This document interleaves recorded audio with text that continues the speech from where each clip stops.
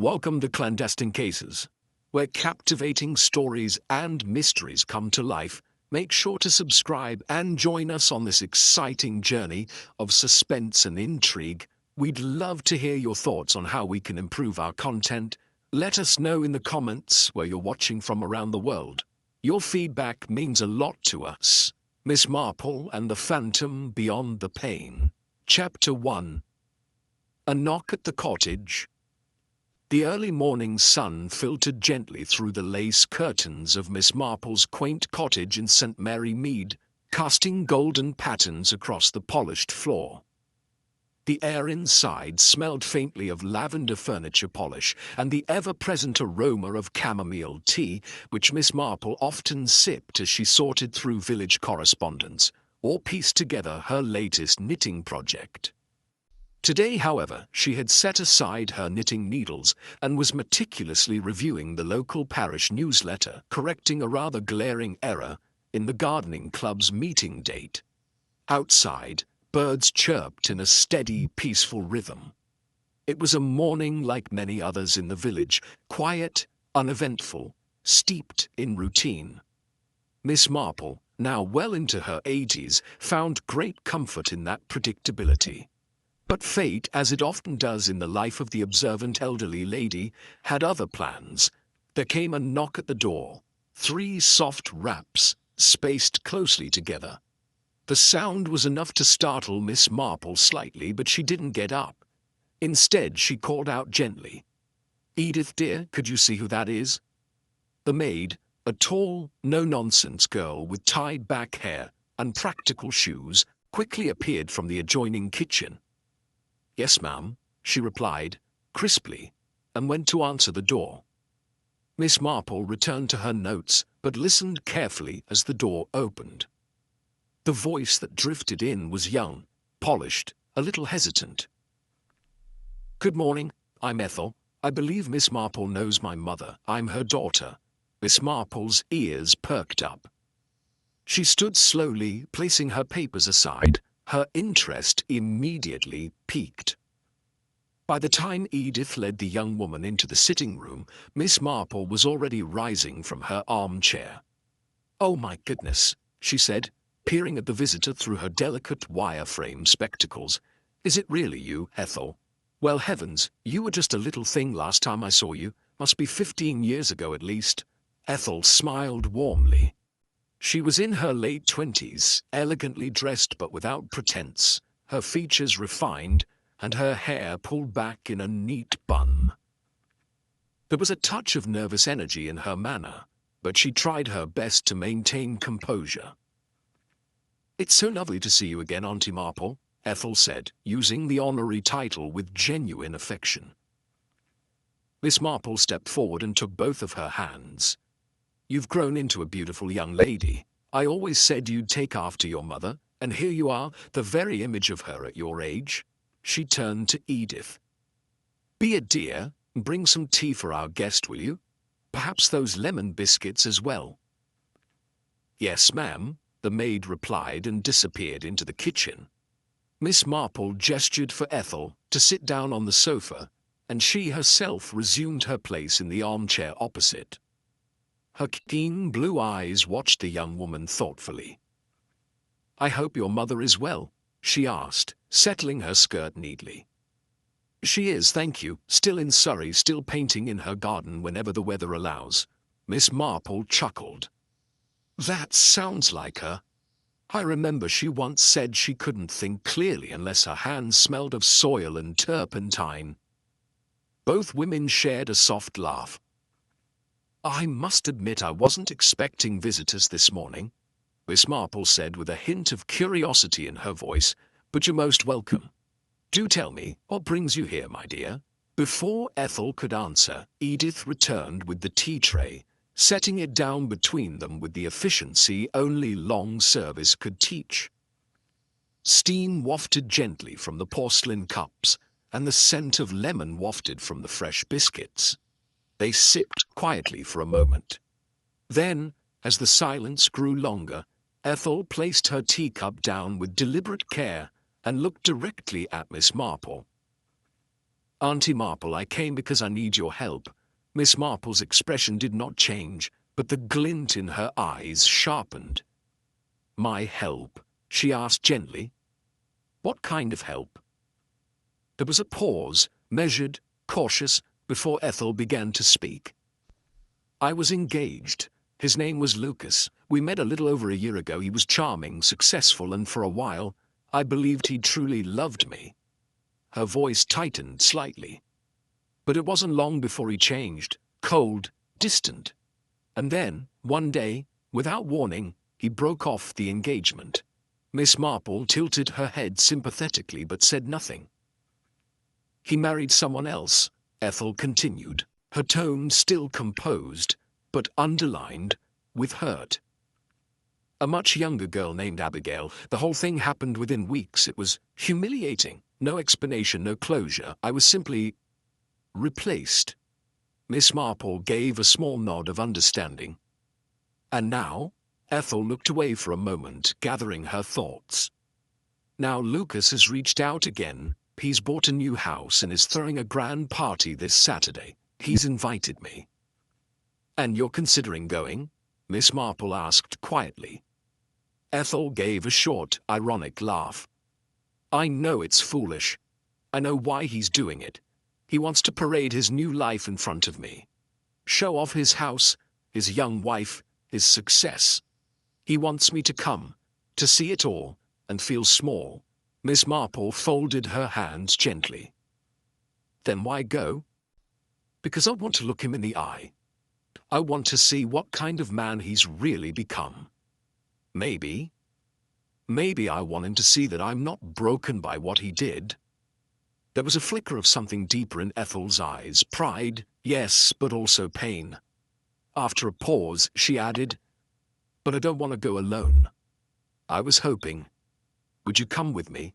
Miss Marple didn't reply immediately. She sipped her tea again, gaze steady. Then, with the smallest smile, she said, Yes, I will go with you. Ethel visibly relaxed. Thank you, the party's in 2 days, Saturday evening. Then we have time to prepare, Miss Marple replied. And if Lucas has hidden motives, I dare say we might uncover them too. The young woman stood to leave, gratitude in her eyes. I'll come pick you up. Around 4. That will be fine, Miss Marple said. Until then, my dear. With a final hug and a soft smile, Ethel left the cottage. As the door closed behind her, Miss Marple remained seated, her expression thoughtful. It was not just a social call or a plea from a wounded heart, it was something more. There was a tension in Ethel's words, something unsaid, something buried beneath the surface. Miss Marple reached for her notebook. Let's see, she murmured to herself. Lucas, Abigail, betrayal, and an invitation. That sort of party often leads to more than polite conversation. Outside, the quiet village carried on as usual, but inside the little cottage, the game had begun. Chapter 2. The House with the Haunted Window. Saturday arrived cloaked in overcast skies and a whisper of wind in the air. The sort of day that seemed ordinary enough on the surface. But Miss Marple, ever sensitive to the subtle dissonances of life, had woken with a peculiar feeling she couldn't quite name. By mid-morning, she had donned her best blue-grey tweed coat, pinned a small brooch to her collar, and packed a modest handbag with only the essentials, a handkerchief, a notebook, and her ever-trusty silver pen.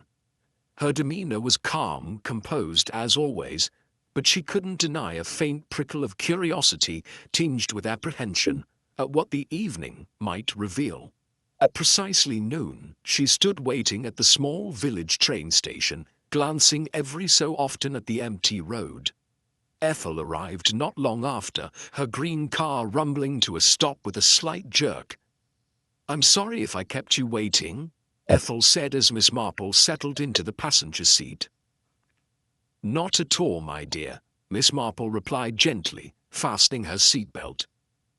"I always find a quiet wait gives one time to think."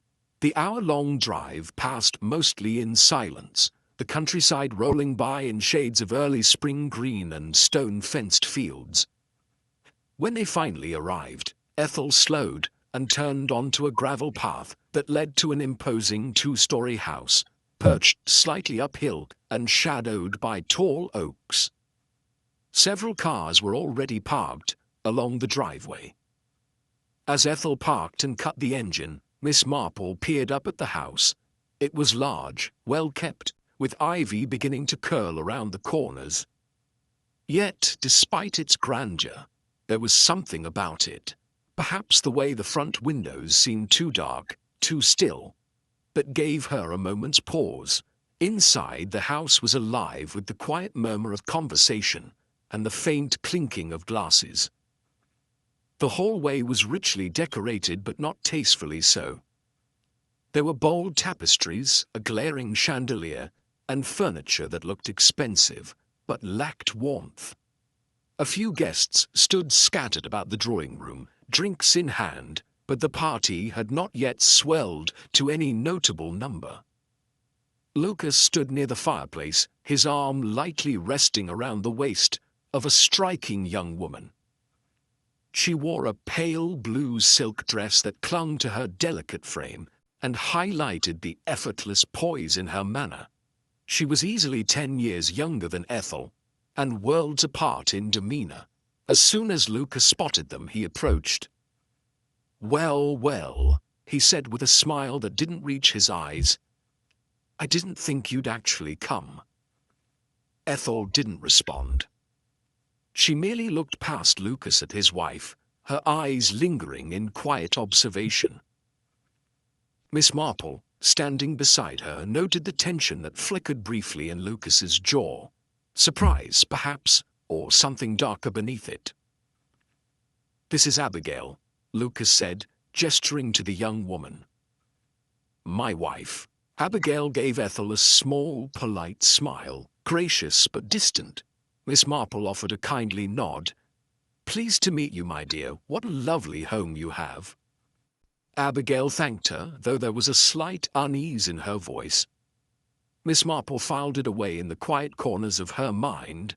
Before long, the call for dinner was made, and the small group of guests moved into the adjoining dining room. The table was long, set meticulously, though the seating arrangement felt a little too calculated. Lucas played host charmingly, ensuring wine was poured and courses were served in perfect order. But amid the polished performance, Miss Marple noted how Lucas's eyes darted more than they should, toward Ethel, toward his wife, toward the man across the table. That man, a thick-set, middle-aged fellow with a thinning mustache, had been sitting beside Lucas and whispering to him throughout the soup course. At the main course, the two briefly excused themselves and stepped outside through the French doors leading to the garden. "They've been gone a while," Miss Marple murmured to Ethel, who hadn't touched her food. Ethel, staring into her wine glass, muttered, "Probably discussing business. Or lies." The two returned shortly afterward, and dessert was served. As plates were cleared and coffee poured, Lucas rose to speak. "Thank you all for coming," he said, raising his glass. "As you know, we've just moved into this house, and tonight is a celebration of new beginnings." There was a light smattering of polite applause. "I'd like to introduce you all properly," Lucas continued. "First, this gentleman George, he's a detective, though more the private kind than police." George gave a faint smirk and lifted his drink. Miss Marple observed him closely. His shirt was slightly wrinkled, his tie uneven, and though his demeanor aimed at charm, there was a wariness behind his eyes. She leaned ever so slightly toward Ethel and whispered, "He looks like someone who's read more detective novels than solved real cases." Lucas continued, introducing Abigail again. Then Leo, a gray-haired, sturdy man with a strong handshake and the bearing of someone used to giving orders. Leo was with the police force for 30 years, Lucas explained. Retired now, but still sharper than most. Lastly, Lucas gestured to a young man with messy hair, and a camera hanging around his neck. "This is John. When Abigail and I visited Germany last autumn, he became a good friend to us both." There was something odd in the way Lucas said it, too casual, as though preemptively quelling suspicion. Miss Marple made a mental note. Lucas had barely sat back down when George cleared his throat loudly and stood. His voice had a slurred edge now, his drink sloshing slightly in his hand. "You all think this is just a party?" he began with a grin that didn't quite settle.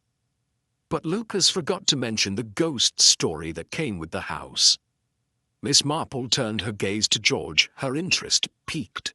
George continued, "This house has history. About 40 years ago, a man and his wife lived here. The wife had an affair, wanted to run off with another man, so she poisoned her husband." A hush fell over the room. George's voice was rising. But before she fled, she looked back at the window, the one overlooking the garden, and there he was, her husband, dead, standing, wearing his hat, just staring. A nervous laugh escaped from someone, but it was quickly swallowed by silence. "Scared her to death," George added, eyes gleaming. "Dropped right there in the garden, heart attack. They say her ghost roams too, and the room, anyone who goes into that window room, dies."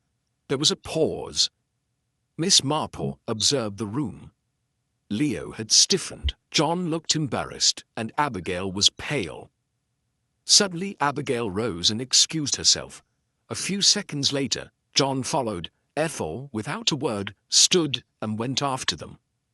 George slumped back into his chair, then abruptly stood again, holding his stomach. "Excuse me, I don't feel well." Lucas quickly stood beside him. "Let me help. Come on, George, we'll get you to the bathroom." The two men exited toward the staircase. The other guests resumed murmured conversation, but Miss Marple sat quietly, her tea untouched. Something was off. That much she was sure of. The tale of the poisoned husband might have been exaggerated or not.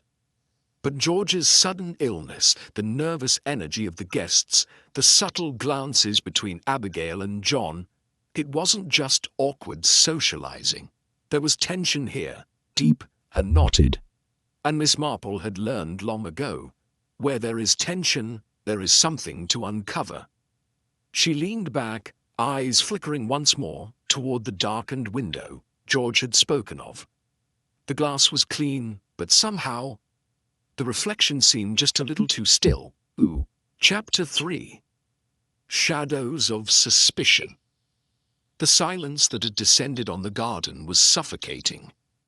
The two shots had shattered the calm evening air, and now, beneath the swaying branches and the watchful windows of the grand house, two lifeless bodies lay on the cold earth. Abigail, her pale silk dress now soaked with blood, and John, motionless beside her. Ethel stood a few feet away, frozen. In her right hand, trembling slightly, was a revolver. Guests, servants, and household staff poured into the garden, their footsteps hurried and voices murmuring in disbelief. Lucas was among the first to arrive, his face a contorted mix of confusion, shock, and fury. George, still looking unwell from his earlier illness, followed slowly behind, his eyes narrowing as they fell upon the scene. Lucas stormed toward Ethel, his voice rising. "Why did you kill Abigail and John?" Ethel turned to him sharply, her voice shaking but clear. "What nonsense are you talking about? I didn't kill them." Lucas pointed a finger directly at the revolver in her hand. "You're holding the gun, Ethel. You're standing here with two dead bodies. Who else could have done it?" "I found the gun here in the garden," Ethel said, her voice desperate now. "When I followed Abigail and John, I heard the shots. I ran forward and saw them lying there, already dead. The gun was just lying nearby." But Lucas shook his head. "That's a lie. You were jealous of her, jealous of what I had. This is exactly what I should have expected." Ethel looked as though she had been slapped. A footman had already rushed to call the police. Within minutes, the sound of a siren sliced through the evening, and two officers entered the garden, one of them holding a notepad, the other glancing between the bodies and the trembling woman holding a weapon. The officer in charge stepped forward, eyeing Ethel coldly. "Put the gun down, miss." Without a word, Ethel complied, slowly kneeling and placing the weapon carefully on the stone path before stepping back. "We're going to have to take you in for questioning," the officer said. "You were found at the scene with the gun." "That doesn't mean she fired it," came a new voice, firm but calm. All eyes turned. Miss Marple had appeared at the garden entrance, her expression composed, her walking stick held lightly in one hand. Though small and unassuming, her presence drew immediate attention. The officer frowned. "And you are?" "Jane Marple," she said politely. "I'm a guest, and someone who has had some experience with unfortunate events such as these." The officer gave a short nod, but remained focused. "She had the gun in her hand. That's enough for us to take her in." Miss Marple stepped closer, her voice still gentle but firm. "And is that truly enough, in your experience as a lawman? Has it never occurred to you that appearances can deceive?" "Ma'am, we don't make assumptions, we go by evidence." "Then let's talk about evidence," Miss Marple said. "The gun was found in Ethel's hand, but where are the powder burns, the recoil marks? Has anyone checked?" The officers exchanged a glance. The senior one finally said, "We'll confirm all that at the station." Miss Marple's eyes turned to the guests now gathering on the stone terrace. "But before you take her, may I suggest something? Two men stand here, one, George, who claims to be a detective, and the other, Leo, a retired police officer. Why not involve them in the preliminary assessment? If Ethel is truly guilty, I'll be the first to step aside, but if she's not, then arresting her prematurely could risk letting the real murderer go free." There was a moment of silence. George, who had been leaning against the stone wall, cleared his throat. "She has a point." The guests began murmuring again as the officers marked off the area. Abigail's body was covered with a sheet. John's was soon to follow. The once joyful party had become a house of silence, pierced only by the distant sound of the wind rustling the trees. Miss Marple remained seated by Ethel, her gaze occasionally lifting toward the upper window George had once mentioned, the same window where a ghostly figure was said to have appeared decades ago. She didn't believe in ghosts, but she believed in secrets. And someone in that house was hiding one, maybe more than one. And Miss Marple intended to uncover every single one of them. Chapter 4. The Shattered Silence. The garden had fallen into an uneasy stillness. The shock of what had just occurred, the sudden brutal deaths of Abigail and John, hung in the air like a dense fog. The guests who had once mingled with soft laughter and gentle music now stood in tense clusters beneath the shadow of the great house, whispering among themselves, exchanging anxious glances. Some couldn't look at the bodies still covered with white cloth, while others stared in a daze, unable to comprehend how the evening had transformed into a nightmare. Ethel sat on the stone bench near the fountain, her face pale, her hands clenched tightly in her lap. Though the police had released her for now, she remained under quiet observation, a cloud of suspicion trailing her every movement. Miss Marple, seated beside her, was silent. It was George who finally broke the silence, clearing his throat with a dramatic flair as he stepped forward. "Well, if no one else is going to speak, I suppose I must," he began, adjusting his tie with an air of exaggerated importance. "Let's start with the facts. The bullet struck Abigail from the front, right here." He pointed vaguely toward his chest, over his heart. "And John was shot in the back. That suggests they were facing one another, speaking perhaps when the killer came from behind and fired at John first." A few guests nodded, some murmured, George took their murmurs as affirmation and went on. Now, he continued, if we're to assume that Ethel isn't the killer, and I'm not saying she isn't, then maybe, just maybe, Abigail killed John and then turned the gun on herself. Leo, standing near the terrace with arms crossed, let out a low grunt of disagreement. No, George, he said firmly. That doesn't hold. If Abigail intended to kill herself after shooting John, she wouldn't have aimed for her chest, she would have gone straight for her head.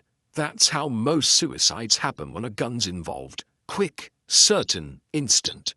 George looked momentarily flustered. Perhaps she panicked, or she wasn't thinking clearly. Leo shook his head. Panic would make her miss, but she didn't. That shot was precise, no hesitation in that. George, eager not to be undermined, tried a new angle. Then maybe it was John who did the shooting. Leo raised an eyebrow. John shot Abigail, then shot himself in the back. Do you even hear yourself, George? A small ripple of laughter moved through the guests, but it died quickly. George flushed slightly but stood his ground. Then we're left with the obvious answer, George said, turning to face Ethel now. She did it. Ethel, she was jealous, furious that Lucas chose Abigail over her. She came to this party, smiled, nodded politely, and waited for her moment. Then she found her chance and killed them both. All eyes turned to Ethel, who stood slowly, trembling with outrage. I didn't kill anyone. I didn't even have the gun until I found it lying there, after the shots were already fired. George didn't waver. Then explain why you were the only one there. Why no one else saw anyone else in the garden. Why you were holding the gun. Leo stepped in again. George, if this was truly a crime driven by jealousy, wouldn't she have just killed Abigail? Why kill John too? What motive did she have for that?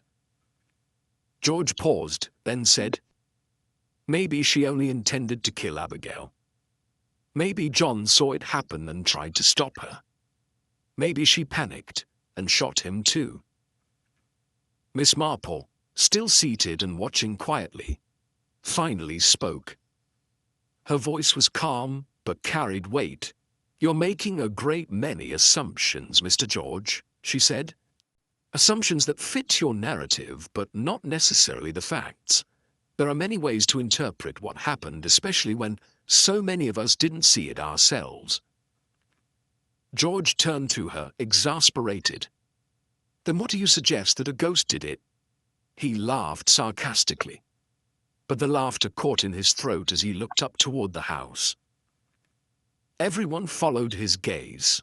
There, in the upper window, the very same window George had earlier spoken of when telling his gruesome tale about the house's past, a figure stood, a man, wearing a coat and a hat, perfectly still. A gasp rippled through the crowd. The glass of the window was streaked with condensation and blotched with time-worn smudges, so the figure's face was blurred, unrecognizable.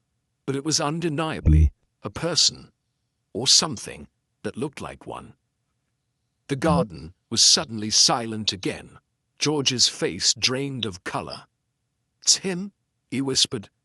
The ghost, the one I told you about. The man who died here, he's real. Miss Marple, on the other hand, rose calmly and adjusted her shawl. Ghost or no ghost, she said, this doesn't explain what happened tonight. Real people were shot, real lives were lost, and someone, living not spectral, is responsible. The officers broke from their trance and moved quickly to the bodies. After examining the scene once more, they ordered both Abigail and John to be taken for post-mortem examination. Forensics will tell us more, one officer muttered, but even he didn't sound convinced that evidence alone would solve this case. As the bodies were wheeled away, the guests began to slowly retreat indoors, whispering anxiously about what they had just seen. Miss Marple stood with Leo, who looked unsettled. What do you make of it? He asked her quietly. I think, she said, that everyone here is a little too eager to believe what's easiest to accept. A ghost makes for a tidy explanation, It spares people from looking inward, but I'm more interested in the angle of the bullets and the emotions brewing under the surface: jealousy, betrayal, fear. These are far more dangerous than any ghost. Leo gave a small nod. Do you think Ethel did it? Miss Marple looked toward Ethel, who now stood alone near the hedges, her face turned to the sky as if trying to will away the horror of the night. No, she said, but someone wants us to think she did. Then, quietly, she added, and that someone is closer than we think. With the house now cast in shadow and the stars flickering uncertainly above, Miss Marple walked slowly back inside, her eyes once again drifting up to the mysterious window. The glass no longer held a figure, only the reflection of the garden below, and a darkness that seemed to watch back. Chapter 5. Doubts Cast in the Garden. The night air in the garden had grown colder, a biting wind weaving its way between the uneasy guests who lingered around the fountain and the blood-stained ground where 2 lives had ended. Whispers floated like ghosts among them, but it was Miss Marple's calm, clear voice that cut through the restless murmurs. "Mr. George," she began, her tone almost conversational, "how many cases have you actually solved in your career?" The question hung in the air, unexpected and sharp. George, who had been strutting about the garden a few moments earlier, swelling with self-importance, stiffened noticeably. The guests turned their attention toward him, sensing a confrontation brewing. George shifted on his feet and adjusted his collar. "Are you questioning my abilities?"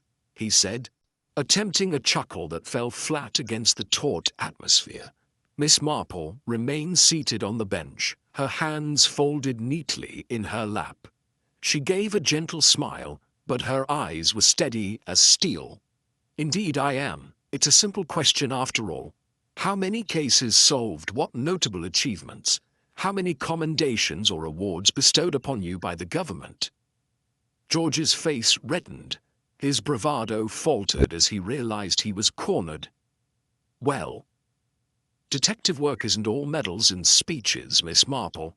Much of it is discreet." "Discreet," Miss Marple repeated, almost thoughtfully. "A convenient word that. It covers a multitude of inadequacies."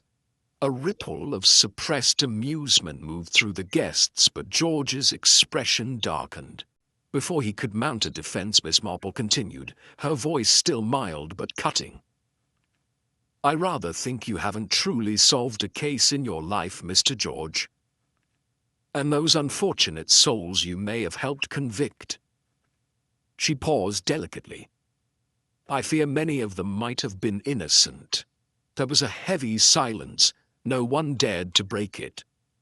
George opened his mouth, but no words came out. He turned helplessly toward Leo as if seeking an ally, but Miss Marple's gaze had already moved to the retired policeman. "And you, Mr. Leo," she said smoothly, "I'm afraid your record is not much brighter. I happen to know that your early retirement from Scotland Yard was not entirely your own choice.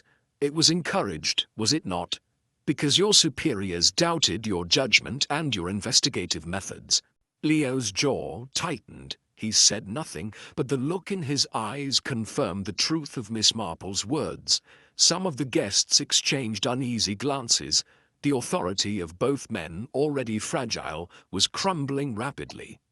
Miss Marple allowed a moment's pause before speaking again, her voice softening as she turned to Ethel, who was still standing stiffly by the hedges, her arms crossed tightly across her chest. "I have known Ethel since she was a little girl," Miss Marple said to the crowd. "She is not a violent person, and what's more, her aim, if I may be blunt, is dreadful. I have seen her fail to hit a simple target, even at a summer fete. There is simply no way she could have fired 2 precise shots, one into a man's back and the other straight into a woman's heart." There was a murmur of agreement from a few of the villagers who had known Ethel from earlier years. But George, desperate to regain his footing, barked, A person can do anything when they're jealous. Rage drives people to extraordinary acts. You, Miss Marple, of all people should know that." Miss Marple inclined her head graciously. "Indeed, jealousy can drive people to violence, but rage is often wild, uncontrolled. It leads to messy, frantic crimes, not clean, well-placed shots like these, and certainly not in the heart and the back, from such distances, in the dark." George looked like he wanted to argue, but no words came. His bluster had failed him. The certainty he had wielded so arrogantly was slipping from his grasp. Miss Marple rose slowly from the bench, her frail figure somehow commanding the attention of the entire garden. "This tragedy we have witnessed tonight," she said, addressing everyone now, "will not be solved by rushing to the easiest conclusion. It will not be solved by assuming the worst of those who appear vulnerable.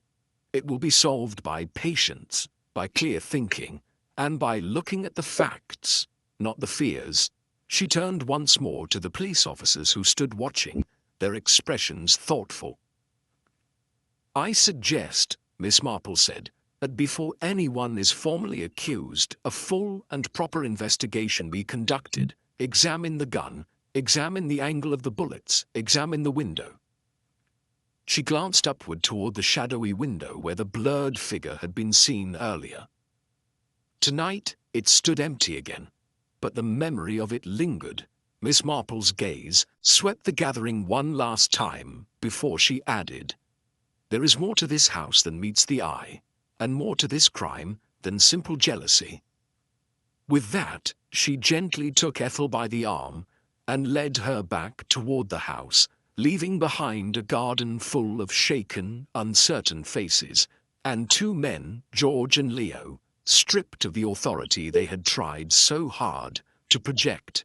As the wind stirred the trees and the last guests reluctantly drifted inside, one thing was clear. The truth, buried beneath layers of old grudges and whispered lies, was still waiting to be unearthed.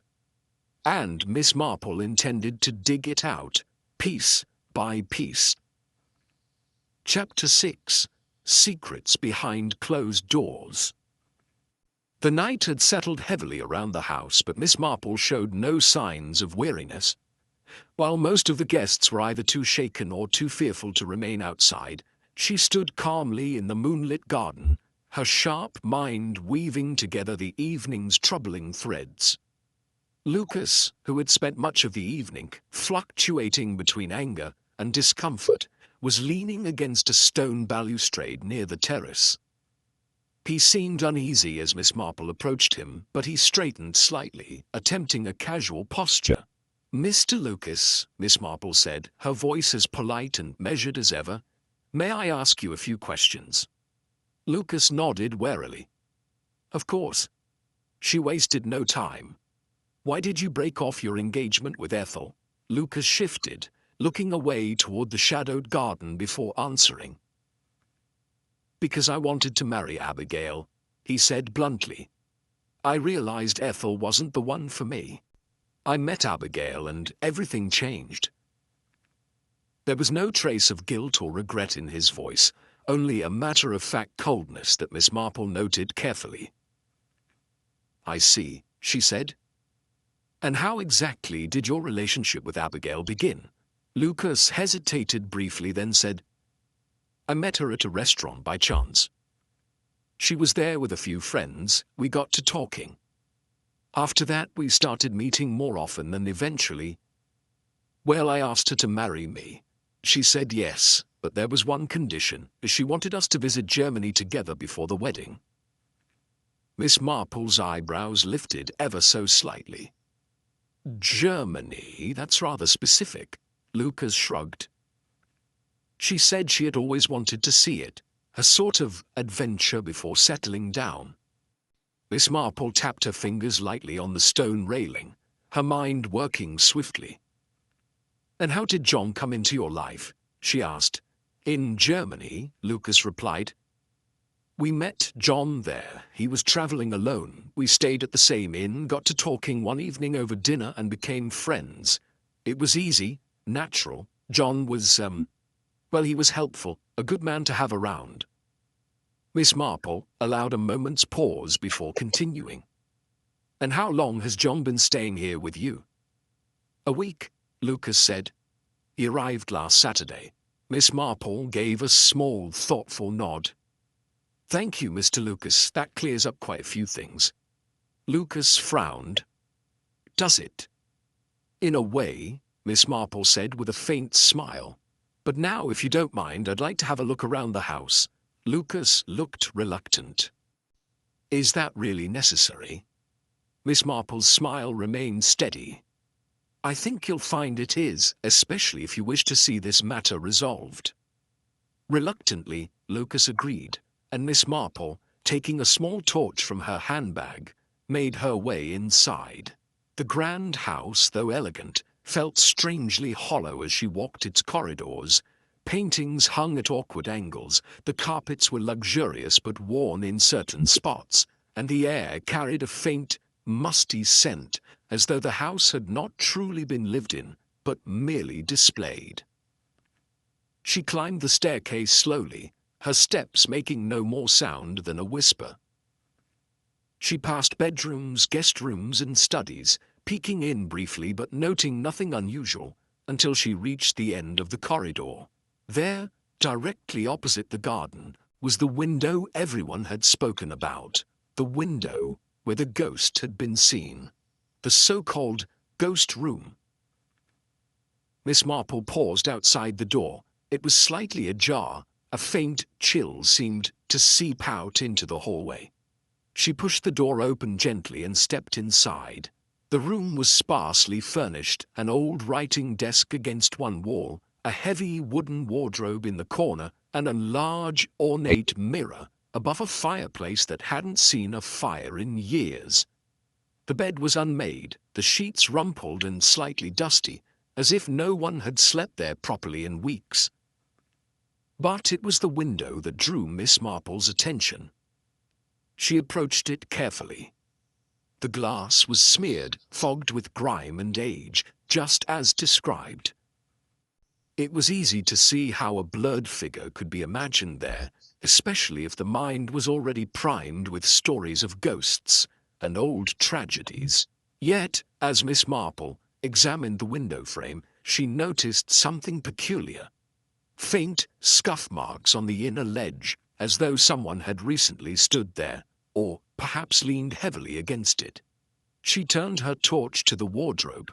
Opening it revealed dusty old coats and hats. One, she noted, very much like the figure seen earlier, a dark overcoat and a wide-brimmed hat. Miss Marple's eyes narrowed slightly. It wasn't a ghost that had appeared at the window tonight. It was someone trying very deliberately to create the illusion of one. She turned back to the fireplace. On the edge of the hearthstone, half hidden in the dust, was a fresh footprint, small, likely a woman's, but heavy enough to suggest haste or panic. Miss Marple's mind raced. Someone had been here recently, perhaps even during the time of the murders. Chapter 7. The Hidden Marksman. The moon hung high above the estate, casting silver light over the darkened hedges and the solemn gathering in the garden. Miss Marple stood near the stone path, calm as ever, while a group of uneasy guests and a few uniformed officers formed a loose semicircle around her. The air was heavy with anticipation. The murders of Abigail and John had cast a long, chilling shadow, but now Miss Marple was ready to lift the veil. "Thank you for gathering," she began, her voice carrying across the stillness. "There's something you all need to know. Ethel is not the murderer." There was a stir among the guests. George, who stood a little to the side with Leo and Lucas, crossed his arms tightly. Lucas shifted uncomfortably but kept his expression neutral. Miss Marple continued. "In fact, the true murderer is connected to that ghostly window upstairs." A ripple of confusion spread. "How can a window be a murderer?" someone muttered. Miss Marple smiled gently. "Of course I don't mean the window itself, but what appeared behind it. The so-called ghost. That was no spirit. It was a trick, a carefully staged illusion." She turned slightly, gesturing toward the tall window above them. "None of you may have realized this, but the window can be opened. And what you all thought was a man wearing a coat and hat was nothing more than a stand, a coat rack, to be precise, with a long overcoat and a wide-brimmed hat draped over it. The glass of the window is old and foggy, its surface stained and smudged. Seen from the garden with the right lighting, it created the perfect illusion of a ghostly figure watching us. Gasps and murmurs filled the air. George, trying to recover his footing, scoffed. "So what? Are you saying the stand is the murderer?" Miss Marple turned to face him directly. "No, Mr. George, the murderer is Lucas." A collective gasp followed her words. All eyes shifted to Lucas, who tensed but said nothing. George's face turned red. "How dare you accuse my friend? Lucas is a respected man. Miss Marple raised a hand gently, silencing him. "George, may I ask you something? At the start of the party, didn't Lucas take you out into the garden? Didn't he tell you the story about the ghost in the window?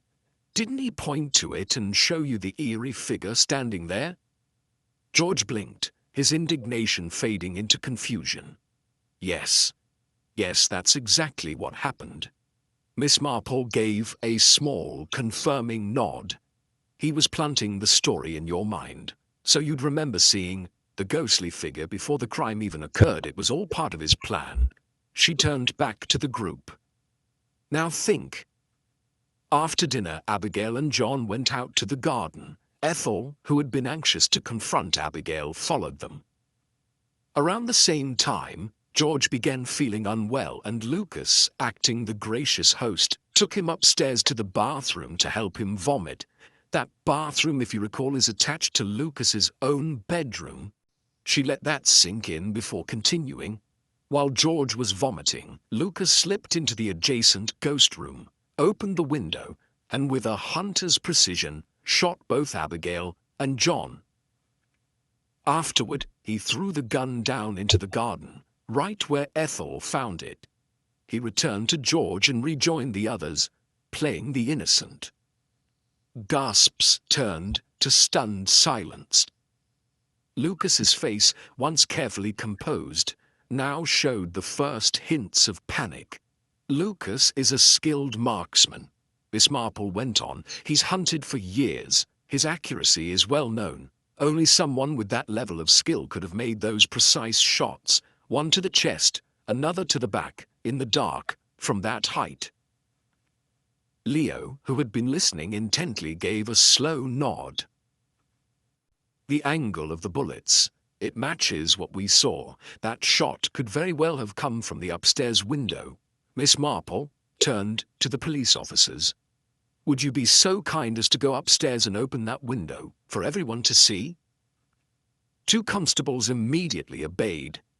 They disappeared into the house, and moments later, the window creaked open above them. Everyone craned their necks. As the officers stepped aside, the group below could now clearly see the inside of the room. There, standing just behind the windowpane, was the infamous figure, a hat and coat carefully arranged on a wooden stand, positioned so perfectly that it had fooled them all. A wave of realization rippled through the garden. Miss Marple addressed the group again. "Lucas deliberately staged the ghost to mislead us. He knew that if we were all focused on a decades-old legend, it would distract us from what really happened. He wove the story into the evening from the very beginning, taking George aside, planting the ghost tale, and setting up the sighting. He turned a murder into a haunting, hoping we'd follow the myth instead of the facts." Lucas finally snapped. "This is ridiculous. You have no proof, just guesses and stories." Miss Marple turned her cool gaze on him. Then perhaps you'd like to explain how the stand appeared behind that window, or how the gun ended up in the garden with no prints, or why your story about meeting Abigail and John in Germany doesn't match the timeline of your engagement to Ethel. Shall I go on? Chapter 8. Truth in the Shadows. A deep, unsettling silence had settled over the garden after Miss Marple's revelation. The mystery that had cloaked the evening in dread was now unraveling rapidly, thread by thread. All eyes were fixed on Lucas. He stood still, his face drained of all colour, his mouth slightly open as if the words Miss Marple had spoken were still echoing inside his head. There was no more room for denial. One of the officers stepped closer. "Mr. Lucas, do you have anything to say in your defence?" Lucas looked around, the guests, the police, George's shocked face, Leo's steely gaze, and finally, Ethel's tear-streaked eyes. And then slowly, he exhaled. "Yes," he said quietly. "Yes, I did it. I killed them both, Abigail and John." A gasp swept through the crowd, but no one interrupted. Lucas straightened his shoulders, and though his voice was even, there was a tremble just beneath the surface. "When we went to Germany, at Abigail's request, I had no idea what was truly going on. We met John there, at a cafe. He seemed friendly, open, helpful. It was John who initiated the friendship. I thought it was harmless, a casual bond while traveling, but I was wrong." He paused for a moment, swallowed hard, then continued. "Abigail was different after Germany, distant, secretive. At first, I thought she was just nervous about the wedding, but when I invited John to stay with us before the party, I noticed things, looks exchanged between them, whispers. And then, that night..." Lucas glanced up at the dark window above them, where the illusion of the ghost had once stood. "One night I saw Abigail leave our bedroom and slip quietly into John's room. I followed her. Not to confront her, but because I needed to know. I listened at the door, and what I heard destroyed me." He took a shaky breath. "They were planning to kill me, not just leave me or betray me. They wanted me dead. They said once I was gone, they'd take the house, the money, everything. They wanted it all." The crowd was deathly still. Even George, once his defender, said nothing now. Lucas went on, bitterness leaking into his voice. "That night I decided I wouldn't be the one lying in the ground. If they were going to plot against me, I would strike first. And I'd do it in a way that no one would ever suspect." He looked over at Ethel, who stood frozen near Miss Marple. "I wrote to Ethel, invited her here deliberately. I needed someone to frame, someone whose presence would explain the crime, someone the police would suspect." Ethel's lips parted in disbelief. Lucas's eyes narrowed.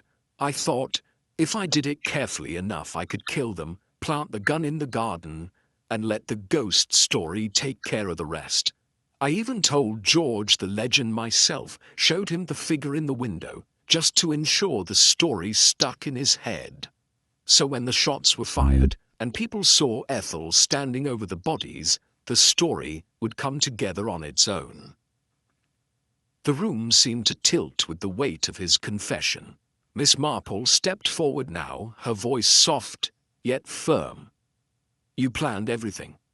The friendship with John, the timing of the invitation, the manipulation of the ghost story, all to cover a premeditated double murder." Lucas didn't deny it. One of the officers stepped forward. "That's enough. Mr. Lucas, you're under arrest for the murders of Abigail and John. You have the right to remain silent." As the officer read Lucas his rights, handcuffs were placed around his wrists. Lucas didn't struggle. His face held the strange calm of a man who had finally dropped the burden of deception. George looked devastated. Leo turned away. As Lucas was led out of the garden toward the waiting patrol car, Ethel stood still, her arms crossed tightly, as if bracing herself against the cold, and the grief of it all, Miss Marple walked gently over to her. "I told you not to come to this party," she said softly. "And you should have listened, my dear. When someone older tells you to stay away from something, it's usually for a good reason." At that, Ethel broke down. All the fear, the stress, the guilt and the helplessness she had carried for days poured out in trembling sobs. She stepped forward and wrapped her arms around Miss Marple, clinging to her like a child. "If you hadn't been with me," Ethel cried, "I don't know what would have happened to me. I would have gone to jail for something I didn't do. Everyone believed I was the one." Miss Marple held her tightly. "You were brave to come, and even braver to trust the truth. That's what saved you." As the police cars drove off and the guests slowly began to drift away, shaken but relieved, Ethel and Miss Marple remained in the garden, surrounded by the quiet hum of the night. The shadow of the ghost in the window was gone, replaced now by the light of truth and the knowledge that justice had been served. For now, the house was at peace. And so was Ethel.